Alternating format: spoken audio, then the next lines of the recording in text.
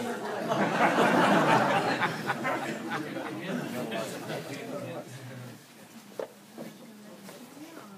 today what I'm presenting on behalf of BeeS.A.F.E is the impacts of GMO crops on our farming future. And what I will be presenting, all of the facts that I will present, are based on this document called GMO Myths and Truths. And this document, all of you have the table of contents in your agenda package because it shows you what is inside. And the whole document is available on the web, and it is free of charge. That document was written by two genetic engineers, Dr. Michael Anthony, who is a PhD in molecular genetics at King's College, and Dr. John Fagan, who holds a PhD in biochemistry, molecular, and cell biology from Cornell. It was published by Earth Open Source. My name is Huguette Allen. I am a co-founder of BeeS.A.F.E along with Jane Emlyn and Carla Vierke. And I am so thrilled to see so many people here today. Even though not everyone may be on the same page, I think it's wonderful to see that much interest in a presentation. It makes me feel that it was something very timely. So great to see everybody here. BeeS.A.F.E is a movement of SENSE, which is the local Sustainable Environment Network Society. We're also members of the provincial GE3 BC group and the National Canadian Biotechnology Action Network, CBAN. All these organizations work towards the same thing, which is sustainable farming, sustainable communities, as well as for food security. The hopes for this presentation is that we will all end up with a clear understanding of how GMO crops affect our agricultural future. This is not against GMO farmers. It is for a sustainable farming future, which is a different thing. We feel that there are solutions for our farming future, but we won't find them unless we are willing to understand the problems that we are perceiving. Therefore, during this presentation, which by the way is a follow-up to the one that was given here in the spring of 2011, and as you mentioned, this is a complex subject, and I will do my best to condense it in 10 minutes. So therefore, I will only address the impacts of GMO crops on farmers and on communities, and I will show why we feel that our future is at a junction where a decision is needed.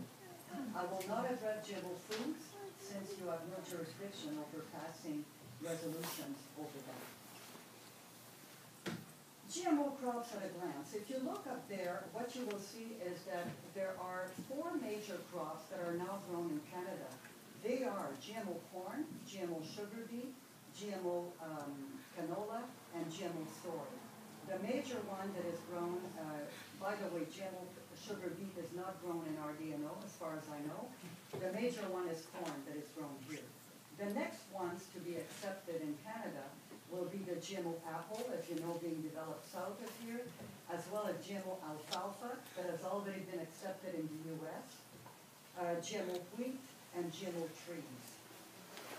The way that it works is that GMO farmers usually sign a contract agreement with the corporation. These agreements vary from farmer to farmer. That means that the GMO farmers can not own their own seeds, but from then on must purchase the seeds of the GMO crop, as well as the chemicals that are required to grow these seeds from the corporations yearly. That means that from then on, the corporation owns the mean of production. And the reason that corporations, because many people ask, why would you ever create a genetically modified alfalfa? It's already a weed suppressor. Well, it's so that they can, from then on, own the patent on those plants. That's the real reason for genetically modified plants. The big problem that we have, and the reason that we are here today asking for a decision, is that coexistence between genetically modified and non-genetically modified crops is impossible. The reason, and all of the facts, I am taking this from this document that is evidence-based and scientific. It is not possible. Contrary to the corporation's earlier assurances, the GM crops do cross-pollinate with organic and with conventional crops, as well as with wild and cultivated plants of the same family. Canola is in the brassica family, includes cabbage, cauliflower, kale, broccoli, as well as wild mustards. Hard corn cross-pollinates with sweet corn. Organic and conventional farmers can no longer guarantee the purity of the seeds and plants that they grow in areas where GMO plants of the same family are grown. This is why we are here asking for a decision. Scientific American had many articles on this about genetically modified crops on the loose. They are admitting it can't control crop contamination. The problems when crops that are non-genetically modified are contaminated is that the results can vary, but they range from plants' inability to take up the needed nutrients, plants' resistance to antibiotics, because when the plant is genetically modified in the lab, they put in an antibiotic marker gene. And that resistance to antibiotics is then passed on to everyone that eats the animals as well. Destruction of biodiversity and resistance to pesticides, which ends up creating super weeds. For example, GM canola passed the glyphosate tolerance. Glyphosate is the active ingredient in Roundup. It passed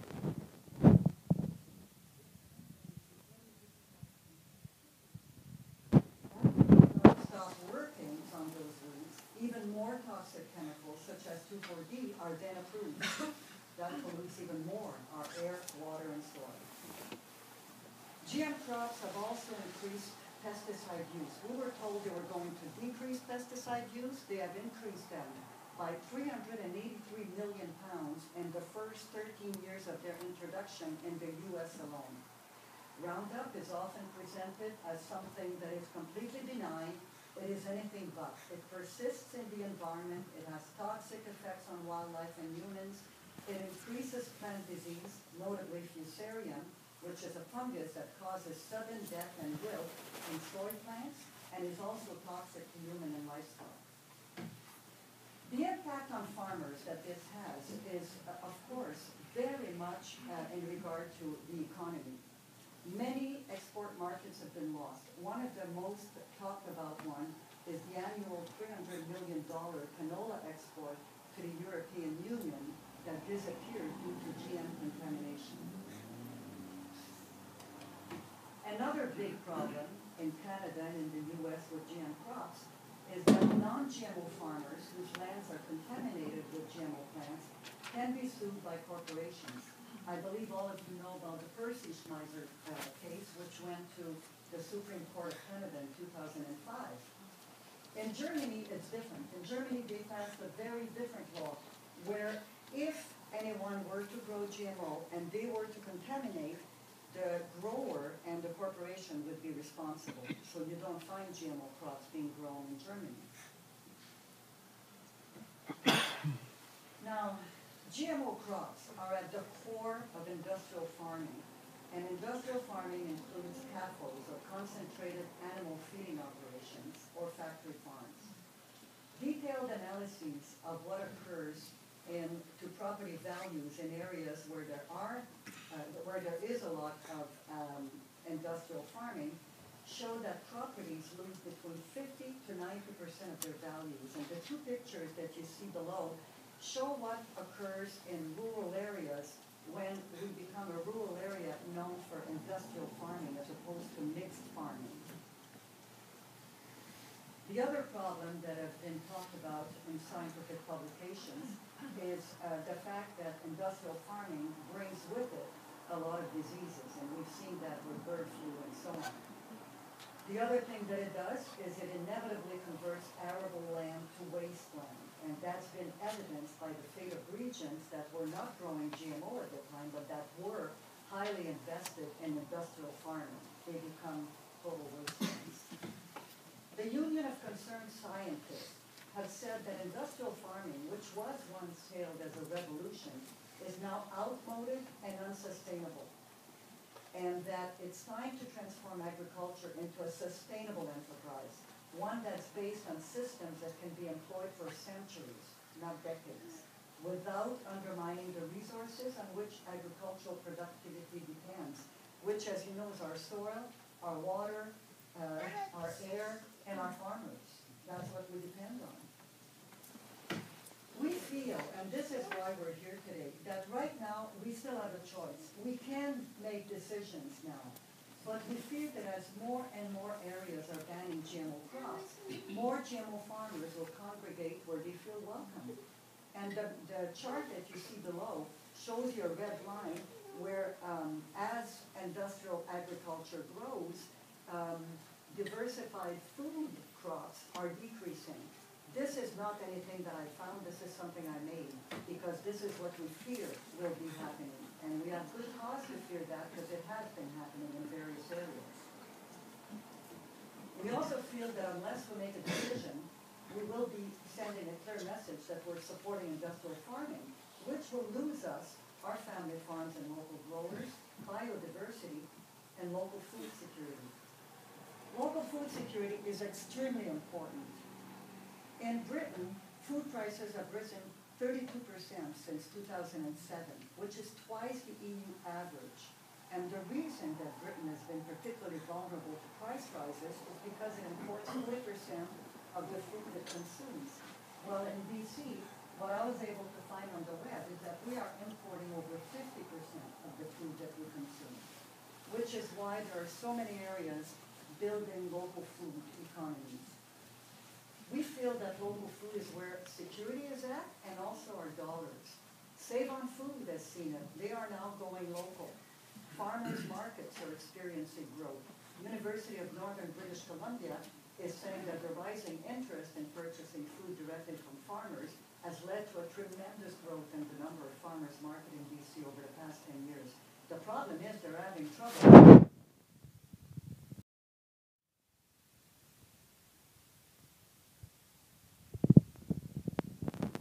So you can look at these results in that.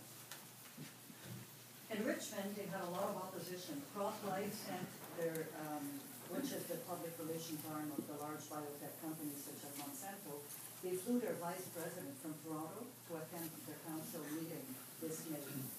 Still, Richmond Council unanimously passed a resolution choosing to ban GMO crops. We feel that our future is at a junction. We feel that right now we are teeter-tottering. We can either choose to go on with, I think I call that corporate agriculture. I can't read in the red from here, but we can either choose to go on with what we see as big industrial agriculture, which we feel will be very harmful because it risks harming our local economy, our health, our clean air and water, our food security, our soil fertility, and most of all, our family farms. We got a letter that was sent to you today from the COABC, which is Certified Organic Association of British Columbia, and they are very clear in the letter saying that this, unless we ban, this will ruin the organic food industry in BC. You have the letter with you, and I believe I have it. I'll show it to you after. So where do we go from here? What we're asking you is to decide to pass a resolution, as 11 others did in BC. That resolution could look like this. It could say that the district of, or the city of, oppose the cultivation of genetically engineered plants and trees by using transgenic engineering in the municipality or the district, and that the district would not purchase genetically engineered plants and trees for its own use. That you would agree to revisit the resolution as pertinent new information would become available affecting this resolution, and that you would forward copies of the resolution to all provincial, federal organizations concerned. Passing this resolution is not binding. It doesn't give you any right to go and stop anybody. It can also make exceptions. It doesn't mean that the people who are growing GMO today would be stopped. What it means is that you could give the Agricultural Advisory Committee the mandate to work towards sustainable agriculture and to begin discussing a transition plan with the GMO farmers in the area. Because these people cannot stop today. And if they wish to change, they will need help changing. And I think that if they look at this, they will feel that there is a lot of impetus for them to look at other solutions. But I think they will need help making a transition plan. And this is why I would place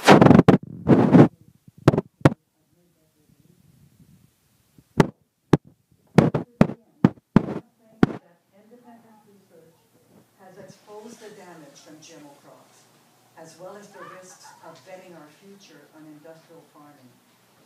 We know that our future depends on the decision made at the board or by each municipality. I don't know how you will choose to address that, but we feel that if you do not make a decision, you are in fact making a decision. You're making the decision to lead us towards industrial farming, and making that decision will, as they say in that letter, kill. I will just tell you what it says, and maybe we can look at it on the web after, on the screen after. Oh, I don't have it, I'm sorry. We'll have to look at it up there, Rob, if you don't mind. Because I think they say something very important. There it is. Is it possible to make it a little bit bigger? Thank you. What they're saying is that for the organic industry, cross-pollination, which is what I really talked about, is a great concern. Cross-pollination of GMO crops on a certified organic farm would jeopardize their certification. This would be devastating for the industry, as it would mean a loss of integrity and revenue. The recent motion put forward by the regional district of Similkameen that UBCN request the government of British Columbia to declare BC a GE-free province in respect to all tree food products demonstrates the concern that is being felt throughout the province. I think that the support that we have here today, the fact that so many people in BeeS.A.F.E, we have amassed over a 6-month period when we had an office open, hundreds of signatures of people who really want to see action on this, because not taking action is in fact sentencing us to a future where we will no longer have diversified food crop. So this is what today is about. I'm very happy to answer questions. I hope I stayed within my time.